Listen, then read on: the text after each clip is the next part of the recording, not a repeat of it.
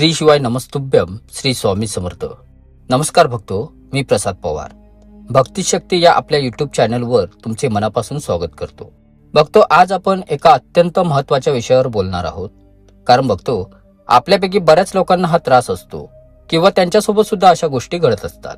पण या गोष्टी का घडतात किंवा याच्यामागे काय कारणे आहेत तेच लोकांना समजत नाही. त्यामुळे हा व्हिडिओ तुम्ही शेवटपर्यंत बघा. नक्कीच तुम्हाला या व्हिडिओतून काहीतरी फायदा झाल्याशिवाय राहणार नाही. चला तर मग व्हिडिओला सुरुवात करूयात. परंतु तत्पूर्वी जर तुम्ही आपल्या भक्तिशक्ती या चॅनलवर जर नवीन असाल तर आपल्या चॅनलला सबस्क्राईब करून बेल आयकॉनला सुद्धा प्रेस करा. कारण तंत्र, मंत्र व यंत्र या क्षेत्रातील गुप्त माहिती, उपाय, उतारे या चॅनलच्या माध्यमातून मी तुमच्यापर्यंत पोहोचवण्याचा नेहमीच प्रयत्न करीत असतो. त्याचबरोबर जर तुमच्या काही अडचणी असतील, काही समस्या असतील किंवा काही शंका असतील तर या व्हिडिओच्या कमेंटमध्ये मला तुम्ही विचारू शकता. मी नक्कीच उत्तर देण्याचा प्रयत्न करेन. तर बघतो, आजचा आपला जो विषय आहे की बऱ्याच लोकांच्या शरीरामध्ये देवी देवतांचे वारे येतात, पण काही लोकांच्या अंगामध्ये वारे आल्यानंतर ते रडत येते किंवा आक्रोश करत येतं. तर याचं काय कारण आहे किंवा असं का होतं? तर पहा मंडळी, वारे रडत येण्यामागे अनेक कारणे असतात. त्यामुळे माझ्या माहितीप्रमाणे आणि माझ्या अनुभवावरून तुम्हाला मी एक एक करून यामागील कारणे सांगतो. त्यावरून तुम्ही स्वतः विचार करा की आपल्यासोबत यातील कोणकोणत्या गोष्टी घडत आहेत किंवा यातील कोणकोणती कारणे ही आपल्याला लागू होतात, ज्यामुळे तुम्हाला स्वतःला समजून येईल की आपले वारे हे रडत का येते. तर मंडळी, अंगातील वारे रडत किंवा आक्रोश करत येण्यामागे सर्वात प्रमुख आणि महत्त्वाचं कारण असतं ते म्हणजे जर ते दैवत करणीद्वारे तुम्हाला घातली गेलेली असेल किंवा तुमचं वाईट करण्यासाठी जर त्या दैवताला तुमच्या पाठी लावलं असेल तर मग अशा वेळी त्या देवतांचा संचार झाल्यानंतर ते वारे हे रडत येत असतं. आता बघतो, यामध्ये दुसरी बाजू सुद्धा तुम्हाला सांगतो.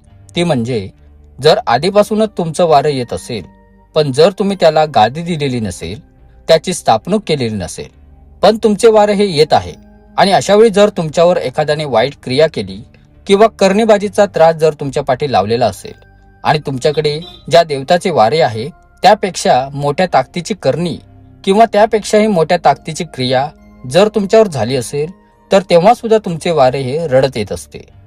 आता त्याचं कारण सुद्धा तुम्हाला सांगतो, लक्ष देऊन ऐका, माहिती फारच सुंदर आहे.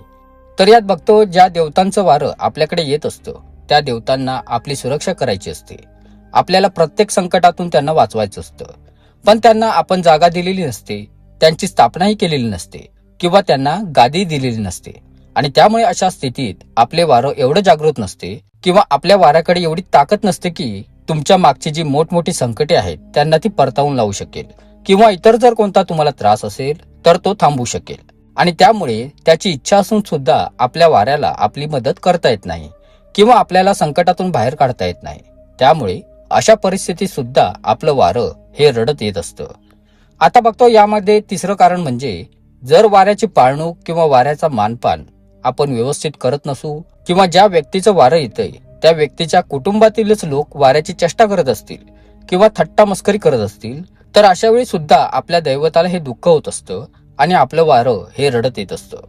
बघतो, यामध्ये चौथं कारण म्हणजे पुढे जाऊन जर तुमच्यावर एखादं कुठलं मोठं संकट येणार असेल आणि जर आपल्या वाऱ्याकडून त्या संकटाचे निवारण होणार नसेल तर त्यावेळी सुद्धा आपलं वारं किंवा आपला संचार हा रडत येत असतो.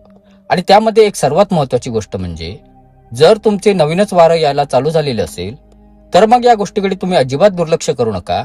आणि जो खरा व्यक्ती असतो किंवा ज्याला खरं खोटं ज्ञान असतं तो व्यक्ती सुद्धा या गोष्टींकडे दुर्लक्ष करत नाही. आता इथे सांगायचं म्हणजे जर एखाद्या व्यक्तीचं जर नवीन वारं यायला चालू झालेलं असेल आणि ते वारं रडत येत असेल तर याकडे दुर्लक्ष न करता याची नीट चौकशी करायला लागते, नीट माहिती घ्यावी लागते. कारण की बघतो, तुमचं वारं जर नवीन येत असेल आणि ते रडत येत असेल तर आपल्याला पहिलं हे बघावं लागतं की हे वारं नक्की दैवताचं आहे का की बाहेरच्या कोणत्या वाईट शक्तीचा संचार आहे. कारण बघतो, बऱ्याच वेळा वाईट शक्ती जर आपल्यावर सोडल्या असतील किंवा क्रिया करून जर आपल्या पाठी वाईट शक्ती लावलेल्या असतील तर अशा वेळी सुद्धा त्या शक्तींचा संचार झाल्यानंतर त्या रडत येत असतात. आता वाईट शक्ती रडत का येतात याचं कारण पण तुम्हाला सांगतो, नीट लक्ष देऊन ऐका, माहिती फारच सुंदर आहे.